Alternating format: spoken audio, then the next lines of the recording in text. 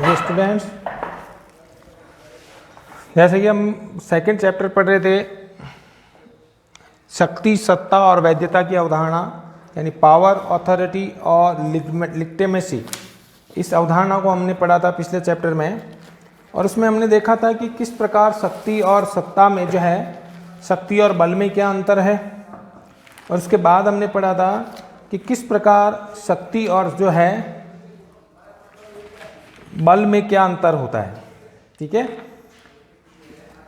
तो हम शक्ति के और बल में के और प्रभाव में अंतर हमने पढ़ा था, शक्ति और प्रभाव में भेद पढ़ा था। फिर हमने शक्ति के प्रकार पढ़े थे। तो शक्ति 3 प्रकार की होती है। उसमें हमने पढ़ा था राजनीतिक शक्ति, अर्थात पद, प्रतिष्ठा, कर या दंड आदि के माध्यम से जिस शक्ति का प्रयोग किया जाता है वो शक्ति कहलाएगी आपके राजनीतिक शक्ति। ठीक है, शक्ति के प्रकार पढ़ रहे थे, तो राजनीतिक शक्ति के हमने प्रकार पॉलिटिकल पावर पढ़ लिया था हमने। उसके बाद दूसरे प्रकार की शक्ति हमने आर्थिक शक्ति पढ़ी थी, और आर्थिक शक्ति में हमने देखा था कि किस प्रकार उत्पादन के साधनों या धन संपदा पर नियंत्रण करके इस प्रकार की शक्ति प्राप्त की जाती है। ठीक है, उदारवादियों के अनुसार राजनीतिक शक्ति को अनेक तत्व निर्धारित करते हैं, और उनमें से एक है आर्थिक तत्व, जबकि मार्क्सवादी तो मानते हैं कि अन्य सारी शक्तियां आर्थिक शक्ति के अधीन होती है। अर्थात आर्थिक, जिसके पास धन है वो अपने आप राजनीतिक और अन्य शक्तियां प्राप्त कर लेगा। ठीक है, और तीसरे प्रकार की शक्ति जो हमने प्रकार पढ़े थे, उसमें से तीसरे प्रकार की थी विचारात्मक शक्ति। विचारात्मक शक्ति, और इसमें हमने पढ़ लिया था कि किस प्रकार विचारों का समूह जो शक्ति और लोगों को सोचने और समझने के ढंग को प्रभावित करता है, यानी लोग उसके, आपके अनुयायी, आपके विचारों के अनुयायी आपके विचारों से सहमत होकर के और उसको, उस विचारधारा को ग्रहण कर लेते हैं, तो ये विचारात्मक शक्ति कहलाएगी। तो उदारवाद, समाजवाद, साम्यवाद, मार्क्सवाद आदि जो है ये विचारात्मक शक्ति के उदाहरण हैं। ठीक है, और जिस विचारधारा को आप ग्रहण करोगे उसी विचारधारा के आप अनुयायी बन जाओगे, और विचारधारा उसी प्रकार से प्रभावित हो जाएगी। तो मार्क्सवाद और साम्यवाद के नाम पर जो पूर्व सोवियत संघ ने हजारों लोगों को मौत के घाट उतार दिया था, वो विचारात्मक शक्ति है। भारत में नक्सलवादी और जो माओवादी हैं वो अपनी विचारधारा के आधार पर ही हिंसक कार्रवाई करते हैं। ठीक है, तो ये हमने शक्ति के प्रकार पढ़ लिए थे। ये शक्ति के 3 प्रकार थे, इसको हमने डिटेल से पढ़ लिया। फिर हम बात करते हैं शक्ति की संरचना के बारे में। तो शक्ति की संरचना यानी शक्ति किस प्रकार से प्राप्त की जाती है। संरचना का मतलब हो गया ढांचा। शक्ति की संरचना किस प्रकार की जाती है, स्थापना कैसे की जाती है, उसके बारे में हमने चर्चा की थी। ठीक है, तो पहले जो 4 सिद्धांतों में पहला सिद्धांत पढ़ा ना हमने, वर्ग प्रभुत्व का सिद्धांत। वर्ग प्रभुत्व का सिद्धांत, इस सिद्धांत में हमने पढ़ा था। इस सिद्धांत के प्रतिपादक कौन है? Karl Marx. इस सिद्धांत के प्रतिपादक कौन है? कार्ल मार्क्स, जिन्होंने मार्क्सवादी विचारधारा दी थी। ठीक है, और इस सिद्धांत के अनुसार समाज में हमेशा 2 वर्ग होते हैं। 2 वर्ग कौन कौन से? एक पूंजीपति वर्ग और दूसरा पूंजीहीन वर्ग। एक के पास धन संपदा होती है और दूसरे के पास पूंजी नहीं होती है, किसी प्रकार के संसाधन नहीं होते हैं, संपत्ति नहीं होती। तो ये कार्ल मार्क्स का मानना है कि पूंजीपति वर्ग जो है वो हमेशा पूंजीहीन वर्ग का शोषण करता है। यानी आर्थिक रूप से जो ताकतवर है, पूंजीपति वर्ग क्या होते हैं? आर्थिक रूप से ताकतवर होते हैं। इसको मार्क्स ने नाम दिया है बुजुर्आ वर्ग। बुजुर्आ वर्ग जो है नाम दिया। जबकि दूसरे जिनके पास किसी प्रकार की कोई संपत्ति नहीं होती है, उन्होंने नाम दिया है पूंजीहीन वर्ग, या इन्होंने उनको नाम दिया है सर्वहारा वर्ग। इनकी संख्या अधिक होती है तो मार्क्स के अनुसार अब तक का जो इतिहास है वो हमेशा किसका इतिहास है? वर्ग संघर्ष का इतिहास है। अर्थात इन दोनों वर्गों में हमेशा संघर्ष चलता रहता है। पूंजीपति वर्ग पूंजीहीन वर्ग का शोषण करेगा, और इसीलिए मार्क्स का मानना है कि एक स्थिति ऐसी आएगी समाज के हर वर्ग में, किसी भी काल में चले जाओ, वर्ग संघर्ष विद्यमान रहा है। और ये वर्ग संघर्ष किस आधार पर होता है? संपत्ति के आधार। और जब पूंजीपति अधिक शोषण करने लगेंगे पूंजीहीन का, तो पूंजीहीन एक हो जाएंगे। इसलिए मार्क्स ने नारा दिया था, विश्व के मजदूरों एक हो जाओ, तुम्हारे पास खोने के लिए केवल बेड़ियां हैं, ठीक है, और पाने को पूरा जहान, पूरा संसार। तब सारे पूंजीहीन क्या करेंगे? एक होकर के, और पूंजीपति वर्ग को समाप्त कर देंगे और उनकी संपत्ति को आपस में समान रूप से बांट लेंगे। उस स्थिति को मार्क्स ने कहा है साम्यवाद। ठीक है, कि मार्क्स ने कहा है कि ऐसी स्थिति उत्पन्न होगी जिसमें पूंजीपति क्या करेंगे? पूंजीहीन वर्ग या शोषित वर्ग जो होगा या सर्वहारा वर्ग जो होगा वो क्या करेगा? पूंजीपतियों की संपत्ति को छीन लेगा और उसकी संपत्ति को समान रूप से बांट लेगा। तब स्थापित होगा साम्यवाद। ठीक है, तो मार्क्स ने कहा है कि पूंजीपति वर्ग के हाथ में हमेशा शक्ति होती है। शायद समझ से किसी भी काल में चले जाओ, पूंजीपति वर्ग ही हमेशा पूंजीहीन वर्ग का शोषण करेगा। तो ये पहला वर्ग शक्ति की संरचना का पहला सिद्धांत है वर्ग प्रभुत्व का सिद्धांत। मार्क्स का मानना है कि हमेशा जिसके पास आर्थिक संपदा होती है, आर्थिक संसाधन होते हैं, वो हमेशा आर्थिकहीन जो वर्ग है उनका शोषण करता है। ठीक है, अब दूसरा सिद्धांत है आपका है विशिष्ट वर्गीय सिद्धांत। विशिष्ट वर्गीय सिद्धांत, विशिष्ट वर्गीय सिद्धांत। तो उनके अनुसार समाज शक्ति के आधार पर दो वर्गों में बांटा। इस सिद्धांत के अनुसार समाज में जो है दो वर्ग होते हैं। विशिष्ट वर्गीय सिद्धांत का मतलब, इस वर्ग सिद्धांत के अनुसार समाज में शक्ति के आधार पर दो वर्ग होते हैं। किसके आधार पर? शक्ति के आधार पर दो वर्ग। कौन कौन से दो वर्ग? नंबर एक विशिष्ट वर्ग, विशिष्ट वर्ग, और नंबर दो सामान्य वर्ग। विशिष्ट वर्ग और नंबर दो सामान्य वर्ग। इस सिद्धांत के अनुसार विशिष्ट वर्ग में कौन आते हैं? नाम से पता लग रहा है स्पेशल जो होते हैं वर्ग होते हैं। अब इसमें से जो है जितने भी लोग आते हैं वो वर्ग कौन कौन से होते हैं? जिनके पास बुद्धि होती है, जो अपनी बुद्धिमानी के आधार पर, अपनी संगठन के आधार पर, अपनी नेतृत्व क्षमता के आधार पर, जैसे कोई बहुत बड़ा लीडर है, नेता, हजारों उसके अनुयायी है, या अपनी प्रबंध क्षमता के आधार पर, प्रबंध क्षमता के आधार पर क्या करते हैं? एक छोटा वर्ग उभर करके आता है जिसे विशिष्ट वर्ग कहा जाता है। तो इसमें कौन कौन से आएंगे? इसमें सारे डॉक्टर है, इंजीनियर है, कोई बहुत बड़ा व्यापारी है, ठीक है, कोई बहुत बड़ा नेता है, ठीक है, कोई बहुत बड़ा प्रशासक अधिकारी है, या कोई बहुत बड़ा वकील है। तो ये विशिष्ट वर्ग है। विशिष्ट क्यों? क्योंकि ये बुद्धिमानी के दम पर, या अपनी ताकत के दम पर, या अपनी नेतृत्व क्षमता के आधार पर, नेता एक बहुत बड़ा नेता है तो वो विशिष्ट वर्ग में आएगा। समाज के अन्य वर्ग, मध्यम वर्ग या निम्न वर्ग उनसे अलग होंगे, या अपनी प्रबंध क्षमता के आधार पर क्या करते हैं? एक विशिष्ट वर्ग का निर्माण करते हैं। ठीक है, और यही देश पर राज करता है। विशिष्ट वर्गीय सिद्धांत कहता है कि इन्हीं वर्गों का राज होता है, यही, क्योंकि समाज में ऊंचे पदों पर कोई बैठेगा जिसके पास संपदा है, धन है, बुद्धिमानी है, या जिसके पास नेतृत्व क्षमता है। ठीक है, तो वो वर्ग, डॉक्टर, इंजीनियर, ये वर्ग क्या करेंगे? समाज के अन्य वर्गों पर, यानी सामान्य वर्गों पर, मजदूरों पर, किसानों पर राज करेंगे। तो इस समझ में आ गया इस विशिष्ट वर्गीय सिद्धांत। ये सिद्धांत ये क्या कहता है कि इसमें अनेक आधारों पर इस वर्ग का, एक वर्ग का निर्माण होता है। इस वर्ग का निर्माण केवल आर्थिक आधार पे नहीं होता है। ये जरूरी नहीं है सर केवल धन है, धन आर्थिक आधार तो होता ही है, लेकिन बाकी सारे आधार भी होते हैं इसमें, ठीक है। बल्कि कुशलता, आनुवांशिकता, संगठन, बुद्धिमानी, नेतृत्व क्षमता या प्रबंध क्षमता आदि योग्यता के आधार पर एक छोटे वर्ग उभर करके सामने आता है समाज में।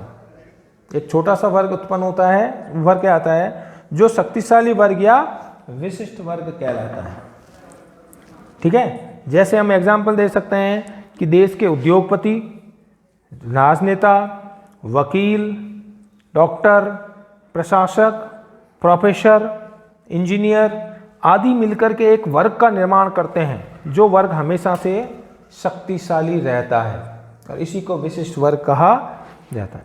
अब ये वर्ग क्या करेगा? ये वर्ग क्या करेगा? शक्तिशाली होता है और सामान्य वर्ग पर अपनी शक्तिशाली शक्तियों का प्रयोग करता है। ये समाज में इन्हीं का राज होता है, समाज में इन्हीं की पूछ होती है, ठीक है, इन्हीं की चलती है। अब ये क्या करेगा? इन सामान्य वर्ग यानी कमजोर वर्गों पर राज करेगा, ठीक है। तो ये वर्ग शक्तिशाली होता है और सामान्य वर्ग पर अपनी शक्तियों का प्रयोग करता है। इस सिद्धांत के जो है, अब इस सिद्धांत को और किस किसने दिया है? इस सिद्धांत के समर्थक कौन कौन से हैं? तो विशिष्ट वर्गीय सिद्धांत के समर्थक याद रखना है आपको। इस वर्ग के समर्थक, इस सिद्धांत के समर्थक कौन कौन हैं? तो इस सिद्धांत के समर्थक हैं विल्फ्रेड पेरेटो। विशिष्ट वर्गीय सिद्धांत के समर्थक कौन हैं? Wilfred Pareto. विल्फ्रेड पेरेटो, ठीक है। इन्होंने एक पुस्तक लिखी है जिसका नाम याद रखना है the mind and society. The mind and society, mind and society, ठीक है। तो समर्थक एक तो विल्फ्रेड पेरेटो, एक दूसरे विद्वान है गीतानो मॉस्का। गीताना मॉस्का,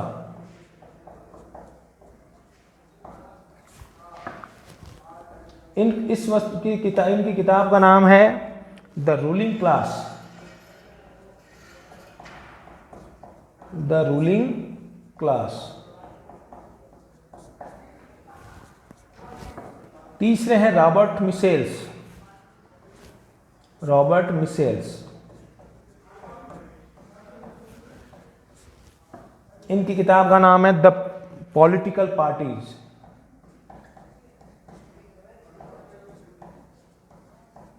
पॉलिटिकल पार्टीज। तो इन्होंने अपने इस सिद्धांत यानी वो विशिष्ट वर्गीय सिद्धांत के समर्थक हैं। कौन कौन? सबसे बड़े समर्थक है विल्फ्रेड पेरेटो। तो एक नंबर का प्रश्न आएगा कि विशिष्ट वर्गीय सिद्धांत के कोई दो समर्थकों के नाम लिखिए।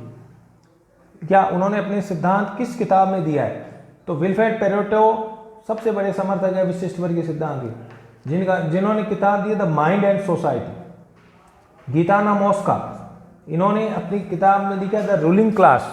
इस किताब में इन्होंने अपना सिद्धांत दिया है। रॉबर्ट मिशेल्स, इन्होंने पॉलिटिकल पार्टीज, ठीक है, मैं अपने सिद्धांत, इस सिद्धांत को दिया है, ठीक है भाई। तो ये विशिष्ट वर्गीय सिद्धांत है कि समाज में हमेशा विशिष्ट वर्ग का शासन होता है। ये विशिष्ट वर्ग अपनी बुद्धिमानी के दम पर, अपनी नेतृत्व क्षमता के दम पर, या अपनी प्रबंध क्षमता के दम पर, या अपने संगठन के दम पर, ठीक है, शक्तिशाली उच्च पदों को प्राप्त कर लेते हैं और फिर सामान्य वर्ग या जो इनसे निहित वर्ग है, जो जिनके पास ये नहीं है सब कुछ, उन पर राज करते हैं। तो विशिष्ट वर्गीय सिद्धांत के समर्थक है विल्फ्रेड पेरेटो, गीताना मॉस्का, रॉबर्ट मिशेल्स, ठीक है। तो ये हो गया दूसरा शक्ति की संरचना का दूसरा सिद्धांत, विशिष्ट वर्गीय सिद्धांत। अब तीसरा जो सिद्धांत है वो कहलाता है नारीवादी सिद्धांत। नारीवादी सिद्धांत, नाम से पता लग रहा है आपको कि नारीवादी सिद्धांत का मानना है कि समाज में शक्ति के विभाजन का आधार क्या होता है? लिंग होता है, या समाज में जो है वो किस प्रकार का भेद होता है? लैंगिक भेद होता है, लैंगिक भेदभाव होता है, जिसमें समाज में हमेशा पुरुष वर्ग की प्रधानता होती है और महिला वर्ग का शोषण होता है। ठीक है, तो ये सिद्धांत नाम से पता लग रहा है कि नारीवादी सिद्धांत का मानना है कि समाज में शक्ति के विभाजन का आधार लैंगिक होता है, अर्थात समाज में सारी शक्ति किसके पास होती है, केवल पुरुष वर्ग के पास होती है। महिलाओं को किसी प्रकार का कोई जो अधिकार है वो नहीं दिया जाता। पुरुष धर्म के हाथ में होता है, यानी पुरुष वर्ग के हाथ में होता है, और वो महिलाएं शक्ति का प्रयोग करती हैं। इसलिए यूरोप में नारी मुक्ति के आंदोलन हुए। तो ये मानता है कि समाज में हमेशा पुरुष वर्ग का आधिपत्य रहा है और हमेशा नारियों की, चाहे किसी भी काल में चले जाओ, नारियों को जो है पुरुष के बराबर नहीं माना जाता। इसीलिए यूरोप और आधुनिक समाज में हम कह सकते हैं कि नारियों के कई आंदोलन हुए। तो ये सिद्धांत मान के चलता है कि नारियों को पुरुषों के बराबर सम्मान दिया जाना चाहिए। तो ये तीसरा सिद्धांत हो गया नारीवादी सिद्धांत। अब चौथा सिद्धांत है बहुलवादी सिद्धांत। बहुलवादी सिद्धांत, अब देखिए बहुलवादी सिद्धांत नाम से पता लग रहा है कि ये सिद्धांत क्या कहता है। ये सिद्धांत तीनों सिद्धांतों में सबसे अलग है। ठीक है, वर्ग प्रभुत्व के सिद्धांत जो कार्ल मार्क्स ने दिया था, विशिष्ट वर्ग के सिद्धांत और नारीवादी सिद्धांत, इन तीनों सिद्धांतों से अलग है। अलग क्यों है कि जहां बाकी तीनों सिद्धांत मानते हैं कि शक्ति का प्रयोग समाज के दो वर्गों में बटा हुआ होता है, ये भी दो वर्ग मानते हैं। वर्ग प्रभुत्व का सिद्धांत दो वर्ग कौन सा मानता है, पूंजीपति वर्ग और पूंजीहीन वर्ग। और वो कहते हैं कि पूंजीपति वर्ग हमेशा शासन करते हैं, पूंजीहीन वर्ग।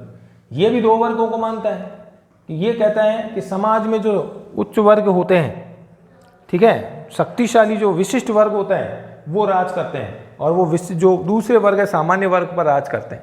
और ये भी मानता है कि समाज में हमेशा दो वर्ग होते हैं, पुरुष और लिंग के आधार पर भेदभाव होता है, इसमें पुरुष हमेशा महिलाओं पर राज करते हैं। तो ये तीनों ही सिद्धांत मानते हैं कि समाज में जो है दो वर्ग होते हैं, जबकि बहुलवादी सिद्धांत इस चीज का नहीं मानता। ये सिद्धांत मानता है कि समाज में दो वर्गों में बटा हुआ था, परंतु बहुलवादियों के अनुसार समाज में सारी शक्ति किसी एक वर्ग के हाथ में न होकर अनेक समूहों में बटी होती है। कोई दो वर्ग नहीं होते, ठीक है, बल्कि समाज में क्या होता है, शक्तियां जो है वो विभाजित होती है। शक्तियां जो है बहुल वर्ग में बटी होती है, अर्थात अनेक वर्गों में बटी होती है। बहुल वर्ग का मतलब अनेक वर्ग, ठीक है, और सब अपनी अपनी थोड़ी थोड़ी शक्तियों का प्रयोग करते हैं। किसी भी एक वर्ग में अधिक शक्तियां नहीं होती है, बल्कि थोड़ी थोड़ी शक्तियों का सभी प्रयोग करते हैं। ठीक है, तो ये सिद्धांत, बहुलवादी सिद्धांत क्या मानता है, ये मानता है कि समाज में सारी शक्ति किसी एक वर्ग के हाथ में न होकर अनेक वर्गों के हाथ में होती है। ठीक है, और लोकतंत्र में इन समूहों के बीच में सदैव क्या होती है, सौदेबाजी होती है कि जिस वर्ग का जिस जगह सौदेबाजी तय हो जाती है, या जहां पर जिसका प्रभाव अधिक होता है, वो उस स्थान पर अपने प्रभाव का प्रयोग कर लेता है। ठीक है, तो ये सिद्धांत मान के चलता है कि समाज में कोई दो वर्ग नहीं होते, बल्कि एक वर्ग के हाथ में न होकर के अनेक समूहों में शक्तियां क्या होती है, बटी होती है, और लोकतंत्र में इन समूहों के बीच सदैव क्या होती रहती है, सौदेबाजी होती रहती है। यह भारतीय सिद्धांत है। भारतीय सिद्धांत बहुलवाद के नज़दीक है। इनमें से चारों में से जो भारतीय सिद्धांत के अधिक नज़दीक है वो बहुलवादी सिद्धांत, और ये मानता है कि समाज में शोषणकारी व्यवस्था नहीं होती है, कोई किसी का शोषण नहीं होता है। ये तीनों वर्गों से अलग क्यों है, क्योंकि ये नहीं मानता है कि किसी का शोषण होता है, कोई भी एक विशिष्ट वर्ग नहीं होता है, पूंजीपति वर्ग नहीं होता है, बल्कि शक्तियों का थोड़ा थोड़ा प्रयोग सभी स्थानों पर क्या होता है, केंद्रित होता है। अलग अलग स्थान पर शक्तियां विभाजित होती है, और सभी वर्गों में क्या होता है, शोषण चलता रहता है। सभी वर्ग एक दूसरे का क्या करेंगे, शोषण करेंगे। ठीक है, और इस शक्ति का प्रयोग वो अलग करके, तो ये भारतीय सिद्धांत है, और ये मानता है कि समाज में शोषणकारी व्यवस्था नहीं होती, और शक्तिशाली होने का अर्थ ये नहीं है कि सार्वजनिक हित के लिए शक्ति का प्रयोग करना। इसका मतलब एक मजदूर वर्ग है तो मजदूर वर्ग अपना काम निकालने के लिए क्या करेगा, अधिक शक्तियों का प्रयोग, एक संगठित होगा, शक्तियों का प्रयोग करेगा, अपना काम निकाल लेगा। ठीक है, तो शक्तियां अलग अलग स्थान पर जो है बटी हुई होती है।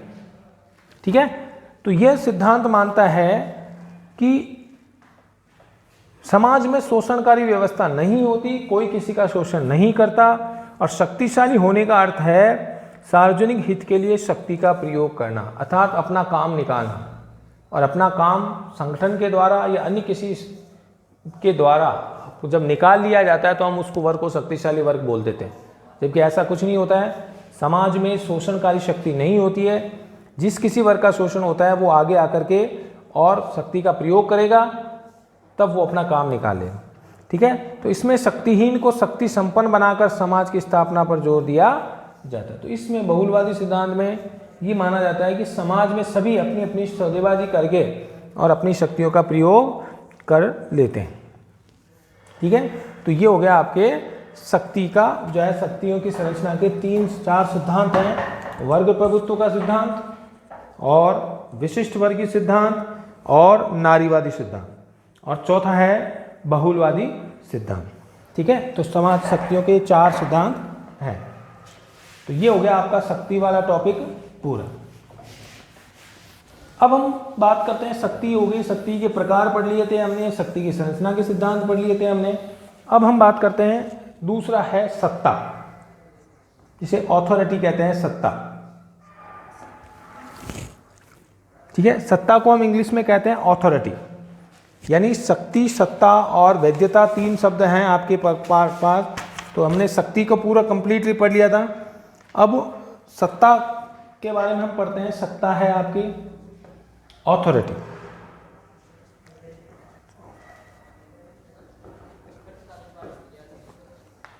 देखिए सत्ता क्या होती है। शक्ति प्रत्येक जगह नहीं होती, और कई बार उसे स्वीकार करने के पीछे भय या मजबूरी होती है। शक्ति हमेशा सभी जगह हो ऐसा कोई आवश्यक नहीं है। कई बार क्या होता है कि इसे स्वीकार करने के पीछे भय या मजबूरी हो सकती है। डर के मारे भी हम किसी की शक्ति को स्वीकार कर लेते हैं। जैसे कोई ताकतवर व्यक्ति है या जिसके हाथ में दंड की शक्ति है, तो हम डर के मारे भी उसकी शक्ति को स्वीकार कर लेते हैं। पर सत्ता है किसी व्यक्ति, संस्था या नियम का आदेश या का ऐसा गुण है जिसके कारण उसे सभी मानकर लोग स्वेच्छा से उनके निर्देशों का पालन करते हैं। तो सत्ता का जो भय है, सत्ता भय या मजबूरी के माध्यम से नहीं होती। सत्ता क्या होती है, किसी व्यक्ति या संस्था या नियम, व्यक्ति, संस्था या नियम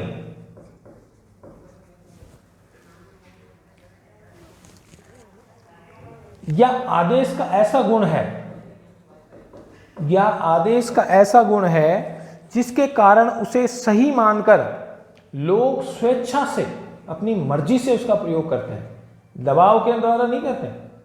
ठीक है, स्वेच्छा से उसके निर्देशों का पालन करते हैं। ठीक है, तो जब किसी बलशाली व्यक्ति के आदेश की पालना की जाती है तो उसका आधार शक्ति होता है। कोई बहुत बड़ी ताकतवर व्यक्ति है, तो बलशाली व्यक्ति के आदेश का पालन करोगे तो उसके पीछे तो क्या होगी, शक्ति होगी, क्योंकि उसके पास पावर है। भाई एक ताकतवर मजबूत व्यक्ति जो है, मजबूत व्यक्ति जो होता है, ताकतवर व्यक्ति होता है, तो उसके आदेश का पालन करने का आधार क्या है कि उसके पास शक्ति है। ठीक है, जब किसी बलशाली व्यक्ति के आदेश की पालना की जाती है तो उसका आधार शक्ति होता है। लेकिन जब हम नियमों के तहत अपनी स्वेच्छा से किसी की शक्ति को स्वीकार कर लेते हैं या उसके आदेश का पालन करते हैं, जैसे यातायात पुलिस के सिपाही के इशारों पर गाड़ी रोक दी जाती है, तब वह सत्ता का प्रतीक होता है। अब यातायात पुलिस के पास बलशाली नहीं है वो, लेकिन यातायात पुलिस नियमों से बंधा हुआ है और हम स्वेच्छा से उसके नियमों का पालन करते हैं, उसको पालना करते हैं। तो यहाँ पर क्या होगा, उस शक्ति के आधार जो है शक्ति नहीं है बल्कि वैध सत्ता है। ठीक है। अर्थात सत्ता जो है वो वैधता है। तो सत्ता वैधता का मतलब हो गया, दो शब्दों से मिलकर बनेगा वैधता बराबर शक्ति तो है ही उसके पीछे, लेकिन शक्ति के साथ साथ उसके पीछे वैधता की ताकत होती है, क्योंकि वो वैध है, उसको ये अधिकार है और स्वेच्छा से हम उसके आदेश का पालन करते हैं, ठीक है। अर्थात सत्ता में क्या होगा, सत्ता में वैधता सत्ता में वैधता आवश्यक रूप से जुड़ी होगी। शक्ति तो है ही उसके पास, जैसे मैंने यातायात पुलिस का उदाहरण दिया था कि यातायात पुलिस के पास पावर तो है ही, पद का पावर है, लेकिन साथ साथ में वैधता भी है, क्योंकि वो उसको ऑथराइज किया गया है, उसको सरकार के द्वारा ये शक्ति दी गई है कि भी आप इस जो लोगों को यातायात नियमों का पालन करवाओगे। तो शक्ति के साथ साथ जब वैधता जुड़ जाती है तो वो सत्ता बन जाती है। तो शक्ति में जब वैधता जुड़ती है तब वह सत्ता कहलाती है, और वैध सत्ता ही शक्ति ही सत्ता कहलाती है, ठीक है। तो अब इसकी परिभाषा दी है अलग अलग व्यक्तियों ने। सबसे पहले बात करते हैं हेनरी फेयोल। हेनरी फेयोल ने सत्ता की परिभाषा क्या दी है? सत्ता आदेश देने का अधिकार है। सत्ता आदेश देने का अधिकार है।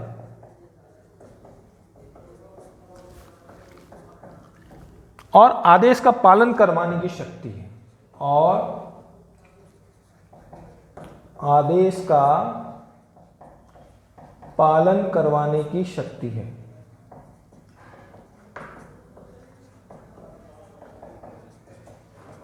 तो एक तो आदेश देने का अधिकार है, उसको पास जिसके पास सत्ता होगी वो आदेश दे सकता है, और बाकी को उसके आदेशों का पालन करना पड़ेगा। और उस आदेश का पालन करवाने की शक्ति है।